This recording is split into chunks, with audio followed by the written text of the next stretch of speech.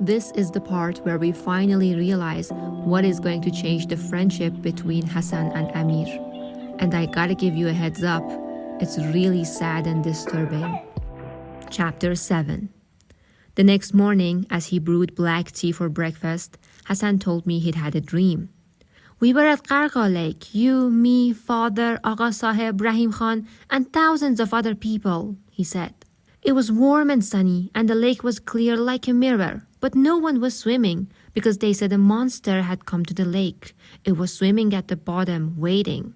He poured me a cup and added sugar, blew on it a few times, put it before me. So everyone is scared to get in the water, and suddenly you kick off your shoes, Amir Agha, and take off your shirt. There's no monster, you say. I'll show you all. And before anyone can stop you, you dive into the water, start swimming away. I follow you, and we're both swimming. But you can't swim. Hassan laughed. It's a dream, Amir Agha. You can do anything. Anyway, everyone is screaming, get out, get out. But we just swim in the cold water. We make it way out to the middle of the lake and we stop swimming. We turn toward the shore and wave to the people. They look small like ants, but we can hear them clapping. They see now, there is no monster, just water. They changed the name of the lake after that and call it the Lake of Amir and Hassan, Sultans of Kabul. And we get to charge people money for swimming in it. So, what does it mean? I said. He coated my naan with marmalade, placed it on a plate. I don't know, I was hoping you could tell me. Well, it's a dumb dream. Nothing happens in it. Father says dreams always mean something. I sipped some tea. Why don't you ask him then? He's so smart, I said, more curtly than I had intended. I hadn't slept all night. My neck and back were like coiled springs, and my eyes stung. Still, I had been mean to Hassan. I almost apologized, then didn't. Hassan understood I was just nervous. Hassan always understood about me. Upstairs, I could hear the water running in Baba's bathroom. The streets glistered with fresh snow and the sky was a blameless blue. Snow blanketed every rooftop and weighed on the branches of the stunted mulberry trees that lined our street. Overnight, snow had nudged its way into every crack and gutter. I squinted against the blinding white when Hassan and I stepped through the wrought iron gates. Ali shut the gates behind us. I heard him mutter a prayer under his breath. He always said a prayer when his son left the house. I had never seen so many people on our street. Kids were flinging snowballs, squabbling, chasing one another, giggling. Kite fighters were huddling with their spool holders, making last-minute preparations. From adjacent streets, I could hear laughter and chatter. Already, rooftops were jammed with spectators reclining in lawn chairs, hot tea steaming from thermoses, and the music of Ahmad Zahir blaring from cassette players. The immensely popular Ahmad Zahir had revolutionized Afghan music and outraged the purists by adding electric guitars, drums, and horns to the traditional tabla and harmonium. On a stage or at parties, he shirked the austere and nearly morose stance of older singers and actually smiled when he sang, sometimes even at women. I turned my gaze to our rooftop, found Baba and Rahim Khan sitting on a bench, both dressed in wool sweaters, sipping tea. Baba waved. I couldn't tell if he was waving at me or Hassan. We should get started, Hassan said. He wore black rubber snow boots and a bright green chapon over a thick sweater and faded corduroy pants. Sunlight washed over his face, and in it I saw how well the pink scar above his lip had healed. Suddenly, I wanted to withdraw, pack it all in, go back home. What was I thinking? Why was I putting myself through this when I already knew the outcome? Baba was on the roof watching me. I felt his glare on me like the heat of a blistering sun. This would be failure on a grand scale, even for me. I'm not sure I want to fly a kite today, I said. It's a beautiful day, Hassan said. I shifted on my feet, tried to peel my gaze away from our rooftop. I don't know, maybe we should go home. Then he stepped toward me and in a low voice said something that scared me a little. Remember, Amir Agha, there is no monster, just a beautiful day. How could I be such an open book to him when half the time I had no idea what was milling around his head? I was the one who went to school, the one who could read, write. I was the smart one. Hassan couldn't read a first-grade textbook, but he'd read me plenty. That was a little unsettling, but also sort of comfortable to have someone who always knew what you needed. No monster, I said, feeling a little better on my own surprise. He smiled. No monster. Are you sure? He closed his eyes, nodded. I looked to the kids scampering down the street, flinging snowballs. It's a beautiful day, isn't it? Let's fly, he said. It occurred to me then that maybe Hassan had made up his dream. Was that possible? I decided it wasn't. Hassan wasn't that smart. I wasn't that smart. But made up or not, the silly dream had lifted me from my anxiety. Maybe I should take off my shirt, take a swim in the lake. Why not? Let's do this, I said. Hassan's face brightened. Good, he said. He lifted our kite, red with yellow borders, and just beneath where the central and cross spars met, marked with Saifo's unmistakable signature. He licked his finger and held it up, tested the wind, then ran in its direction. On those rare occasions we flew kites in the summer, he'd kick up dust to see which way the wind blew it. The spool rolled in my hands until Hassan stopped, about 50 feet away. He held the kite high over his head, like an Olympic athlete showing his gold medal. I jerked the string twice, our usual signal, and Hassan tossed the kite. Caught between Baba and the mullahs at school, I still hadn't made up my mind about God. But when a Quran ayat I had learned in my Diniyat class rose to my lips, I muttered it. I took a deep breath, exhaled, and pulled on the string. Within a minute, my kite was rocketing to the sky. It made a sound like a paper bird flapping its wings. Hassan clapped his hands, whistled, and ran back to me. I handed him the spool, holding on the string, and he spun it quickly to roll the loose string back on. At least 24 kites already hung in the sky like paper sharks roaming for prey. Within an hour, the number doubled, and red, blue, and yellow kites glided and spun in the sky. A cold breeze wafted through my hair. The wind was perfect for kite flying, blowing just hard enough to give some lift, make the sweeps easier. Next to me, Hassan held the spool, his hands already bloodied by the string. Soon the cutting started, and the first of the defeated kites whirled out of control. They fell from the sky like shooting stars with brilliant, rippling tails, showering the neighborhoods below with prizes for the kite runners. I could hear the runners now, hollering as they ran the streets. Someone shouted reports of a fight breaking out 2 streets down. I kept stealing glances at Baba sitting with Rahim Khan on the roof, wondered what he was thinking. Was he cheering for me? Or did a part of him enjoy watching me fail? That was the thing about kite flying. Your mind drifted with the kite. They were coming down all over the place now, the kites. And I was still flying. My eyes kept wandering over to Baba, bundled up in his wool sweater. Was he surprised I had lasted as long as I had? You don't keep your eyes to the sky, you won't last much longer. I snapped my gaze back to the sky. A red kite was closing in on me. I'd caught it just in time. I tangled a bit with it, ended up besting him when he became impatient and tried to cut me from below. Up and down the streets, kite runners were returning triumphantly, their captured kites held high. They showed them off to their parents, their friends.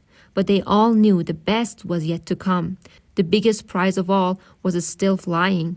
I sliced a bright yellow kite with a coiled white tail. It caused me another gash on the index finger, and blood trickled down into my palm. I had Hassan hold the string and suck the blood dry, blooded my finger against my jeans. Within another hour, the number of surviving kites dwindled from maybe 50 to a dozen. I was one of them. I'd made it to the last dozen. I knew this part of the tournament would take a while because the guys who had lasted this long were good. They wouldn't easily fall into simple traps like the old lift and dive, Hassan's favorite trick. By 3 o'clock that afternoon, tufts of cloud had drifted in and the sun had slipped behind them. Shadows started to lengthen. The spectators on the roofs bundled up in scarves and thick coats. We were down to a half dozen and I was still flying. My legs ached and my neck was stiff. But with each defeated kite, hope grew in my heart, like snow collecting on a wall, one flake at a time. My eyes kept returning to a blue kite that had been wreaking havoc for the last hour. "How many has he cut?" I asked. "I counted 11, Hassan said. "Do you know whose it might be?" Hassan clucked his tongue and tipped his chin. That was a trademark Hassan gesture, meant he had no idea. The blue kite sliced a big purple one and swept twice in big hoops. 10 minutes later, he'd cut another 2, sending hordes of kite runners racing after them. After another 30 minutes, only 4 kites remained, and I was still flying. It seemed I could hardly make a wrong move, as if every gust of wind blew in my favor. I'd never felt so in command, so lucky. It felt intoxicating. I didn't dare look up to the roof, didn't dare take my eyes off the sky. I had to concentrate, play the smart. Another 15 minutes and what had seemed like a laughable dream that morning had suddenly become reality. It was just me and the other guy, the blue kite. The tension in the air was as taut as the glass string I was tugging with my bloody hands. People were stomping their feet, clapping, whistling, chanting, "Beboresh, Beboresh, cut him, cut him." I wondered if Baba's voice was one of them. Music blasted, the smell of steamed mantu and fried pakora drifted from rooftops and open doors. But all I heard, all I willed myself to hear, was the thudding of blood in my head. All I saw was the blue kite. All I smelled was victory, salvation, redemption. If Baba was wrong and there was a God like they said in the school, then he'd let me win. I didn't know what the other guy was playing for. Maybe just bragging rights. But this was my one chance to become someone who was looked at, not seen, listened to, not heard. If there was a God, he'd guide the winds, let them blow for me so that with a tug of my string, I'd cut loose my pain, my longing. I'd endured too much, come too far, and suddenly, just like that, hope became knowledge. I was going to win. It was just a matter of when. It turned out to be sooner than later. A gust of wind lifted my kite, and I took advantage. Fed the string, pulled up, looped my kite on top of the blue one. I held position. The blue kite knew it was in trouble. It was trying desperately to maneuver out of the jam, but I didn't let go. I held position. The crowd sensed the end was at hand. The chorus of cut him, grew louder, like Romans chanting for gladiators to kill, kill. "You're almost there, Amir Agha, almost there," Hassan was panting. Then the moment came. I closed my eyes and loosened my grip on the string. It sliced my fingers again as the wind dragged it. And then I didn't need to hear the crowd's roar to know. I didn't need to see either. Hassan was screaming and his arm was wrapped around my neck. "Bravo, bravo, Amir Agha." I opened my eyes, saw the blue kite spinning wildly like a tire come loose from a speeding car. I blinked, tried to say something. Nothing came out. Suddenly I was hovering, looking down at myself from above. Black leather coat, red scarf, faded jeans, a thin boy, a little solo, and a tad short for his 12 years. He had narrow shoulders and a hint of dark circles around his pale hazel eyes. The breeze rustled his light brown hair. He looked up to me and we smiled at each other. Then I was screaming and everything was color and sound. Everything was alive and good. I was throwing my free arm around Hassan and we were hopping up and down. Both of us laughing, both of us weeping. "You won, Amir Agha, you won!" We won, was all I could say. This wasn't happening. In a moment, I'd blink and rouse from this beautiful dream, get out of bed, march down to the kitchen to eat breakfast with no one to talk to but Hassan. Get dressed, wait for Baba, give up, back to my old life. Then I saw Baba on our roof. He was standing on the edge, pumping both of his fists, hollering and clapping, and that right there was the single greatest moment of my 12 years of life, seeing Baba on that roof, proud of me at last. But he was doing something now, motioning with his hands in an urgent way. Then I understood. Hassan, I know, he said, breaking our embrace.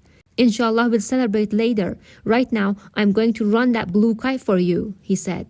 He dropped the spool and took off running, the hem of his green chapon dragging in the snow behind him. Hassan, I called. Come back with it.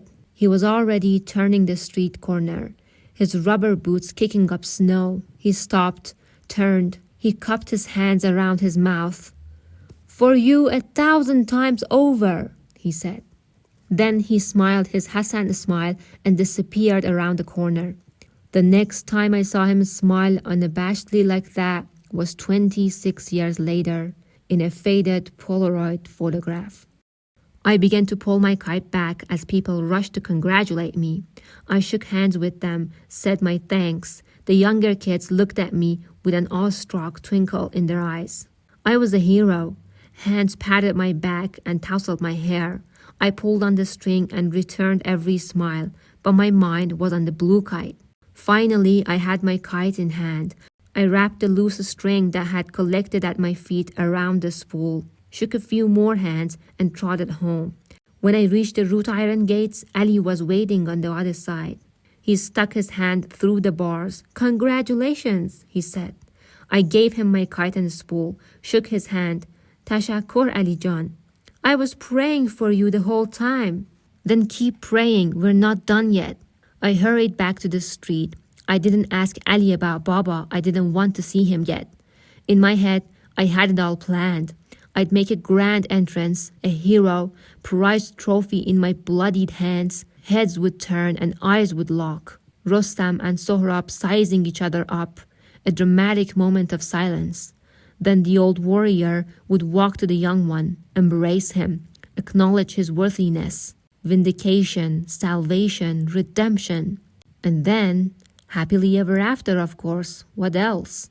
The streets of Bazir Akbar Khan were numbered and set at right angles to each other like a grid. It was a new neighborhood then, still developing, with empty lots of land and half-constructed homes on every street between compounds surrounding by 8-foot walls. I ran up and down every street looking for Hassan.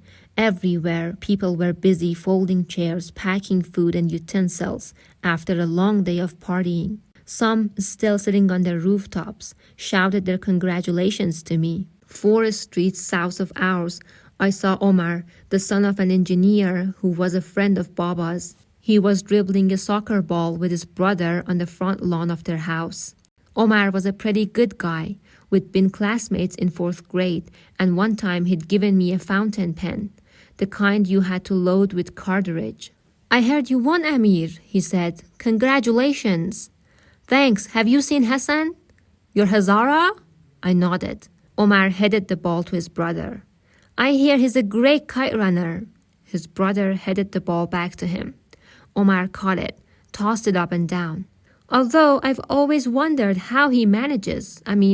With those tight little eyes, how does he see anything? His brother laughed, a short burst, and asked for the ball. Omar ignored him. Have you seen him? Omar flicked a thumb over his shoulder, pointing southwest. I saw him running toward the bazaar a while ago. Thanks. I scuttled away. By the time I reached the marketplace, the sun had almost sunk behind the hills and dusk had painted the sky pink and purple. A few blocks away from Haji Yaqub Mosque, the mullah bellowed azan, calling for the faithful to unroll their rugs and bow their heads west in prayer. Hassan never missed any of the 5 daily prayers. Even when we were out playing, he'd excuse himself, draw water from the well in the yard, wash up and disappear into the huts. He'd come out a few minutes later, smiling, find me sitting against the wall or perched on a tree. He was going to miss prayer tonight, though, because of me.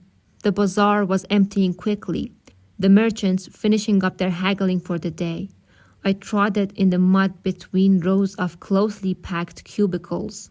where you could buy a freshly slaughtered pheasant in one stand and a calculator from the adjacent one. I picked my way through the dwindling crowd, the lame beggars dressed in layers of tattered rags, the vendors with rugs on their shoulders, the cloth merchants and butchers closing shops for the day. I found no sign of Hassan. I stopped by a dried fruit stand, described Hassan to an old merchant loading his mule with crates of pine seeds and raisins. He wore a powder blue turban. He paused to look at me for a long time before answering. I might have seen him. Which way did he go? He eyed me up and down. What is a boy like you doing here at this time of the day looking for a Hazara? His glance lingered admiringly on my leather coat and my jeans. Cowboy pants, we used to call them. In Afghanistan, owning anything American, especially if it wasn't secondhand, was a sign of wealth. I need to find him, Agha. What is he to you?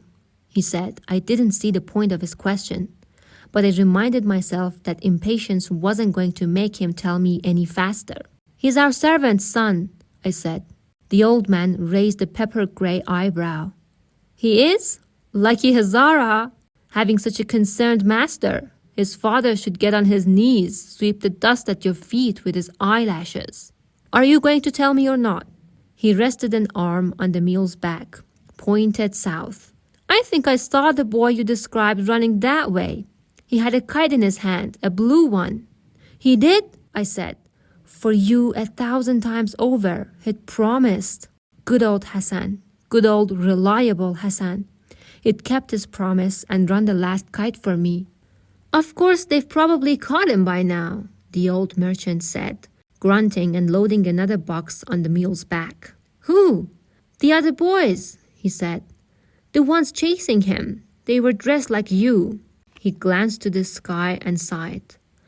Now, run along. You're making me late for namaz.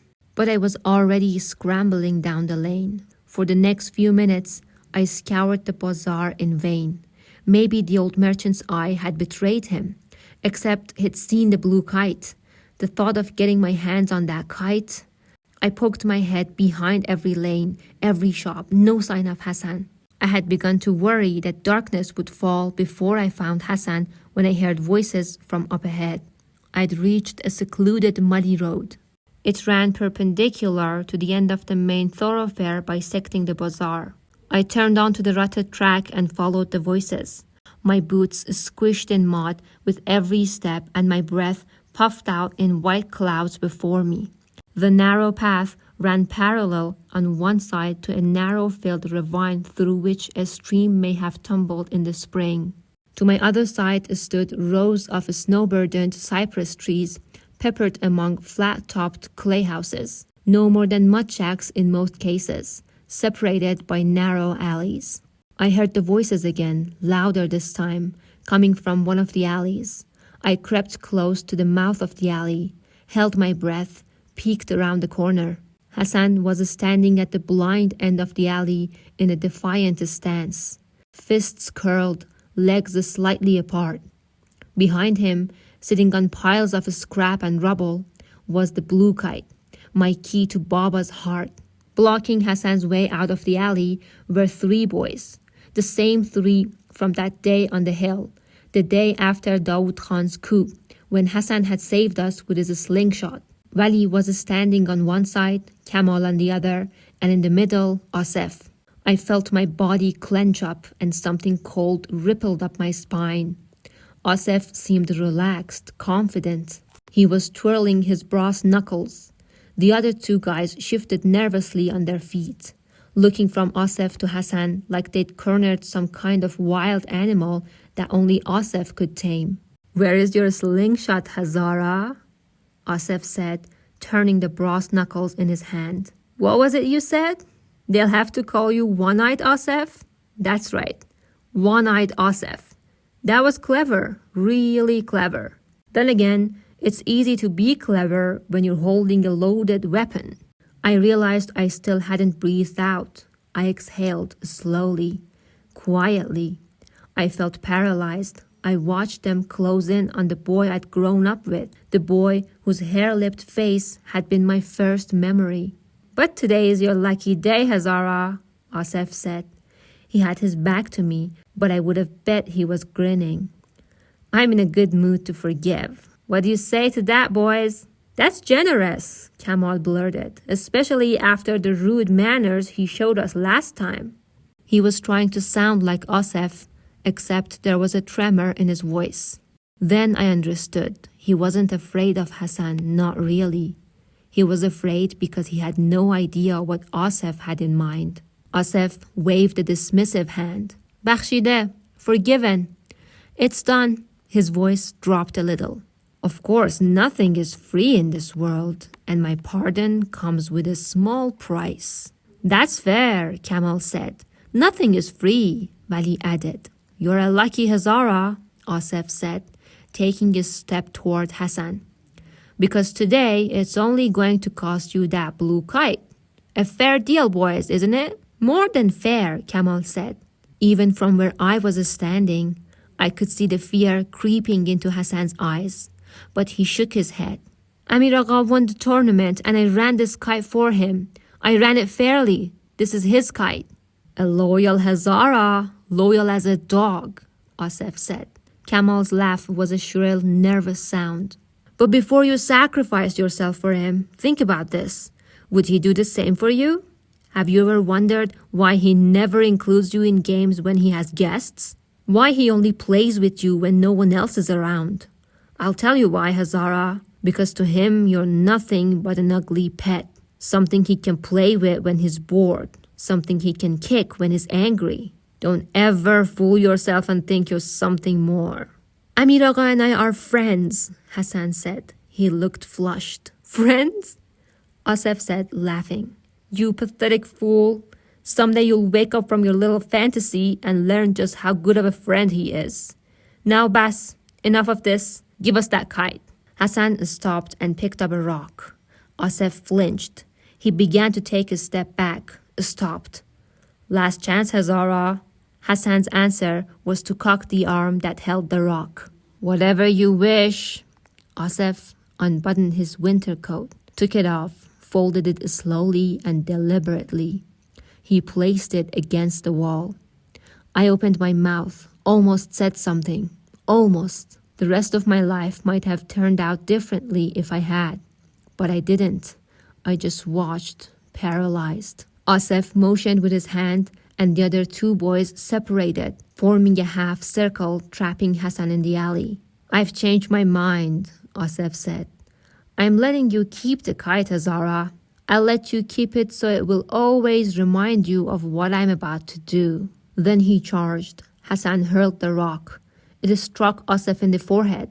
Asef yelped as he flung himself at Hassan, knocking him to the ground. Vali and Kamal followed. I bit on my fist, shut my eyes. A memory. "Did you know Hassan and you fed from the same breast? Did you know that, Amir Agha?" Sakina, her name was. She was a fair, blue-eyed Hazara woman from Bamiyan, and she sang you old wedding songs. They say there's a brotherhood between people who's fed from the same breast. Did you know that? A memory. "A rupiah each, children. Just 1 rupiah each, and I will part the curtain of truth." The old man sits against the mud wall.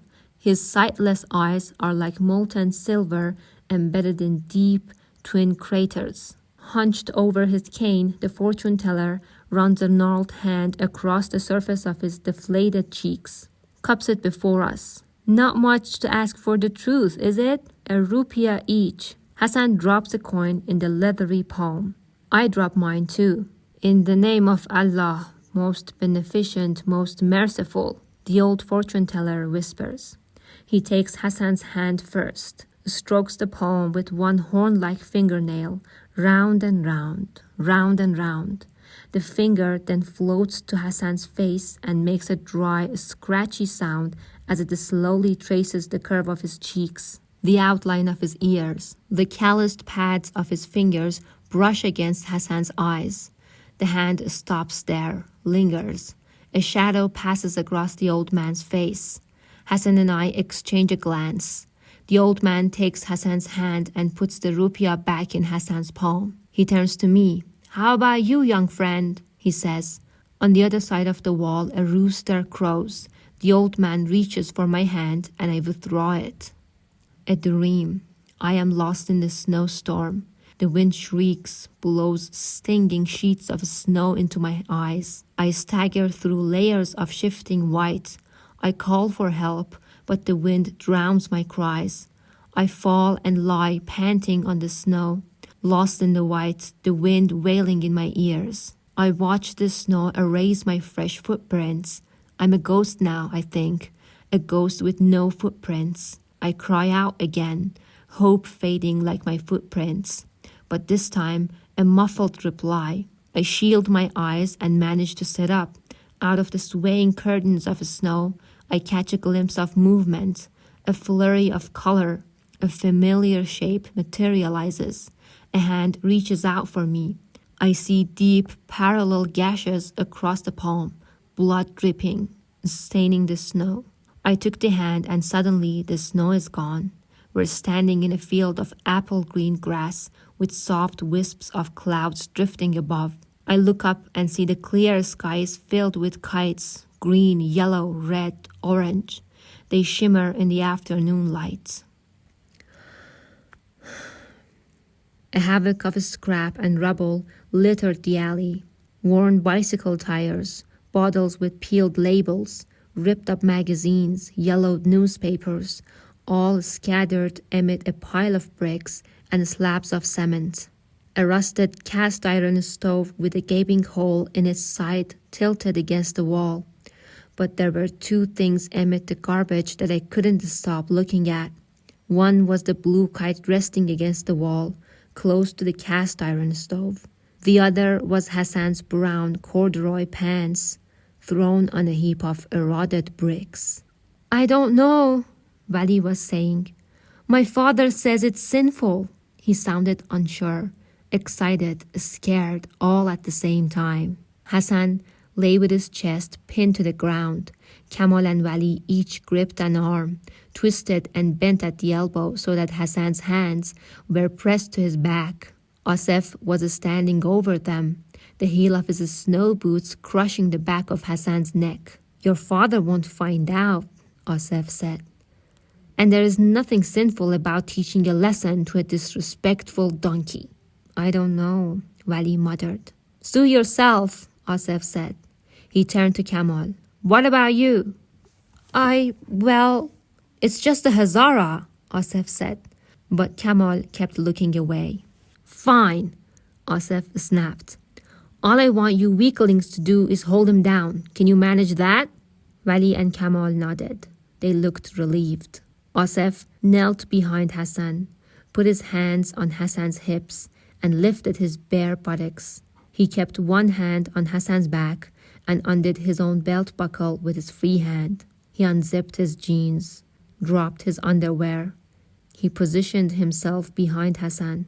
Hassan didn't struggle, didn't even whimper.